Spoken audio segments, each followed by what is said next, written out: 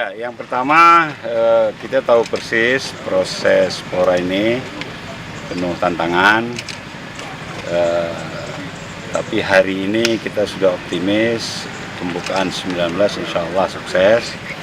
Yang paling penting tentu venue untuk pembukaan. Tadi ada beberapa finishing, mungkin 2 hari ini sukses untuk selesai untuk akses masuk. Nah kemudian sesudah 2 minggu yang lalu saya ke sini, saya lihat memang Pak Bupati dengan semua aparat yang dari provinsi juga Pak Kadis bekerja keras. Saya pikir ini sudah maksimal, ke depan tinggal memperhatikan atletnya, tempat tidur atlet, supaya atletnya sehat, supaya bisa prestasinya maksimal. Tapi kita cukup puas dari provinsi, saya cukup puas.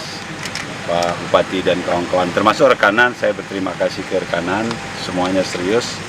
Ada kendala cuaca sedikit ya biasa, tapi ya alhamdulillah sudah maksimal. Saya pikir tinggal dilanjutkan aja 2 hari.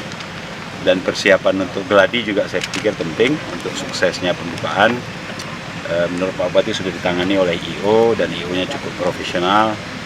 Kita yakin insya Allah Pora Janto 2018 akan sukses.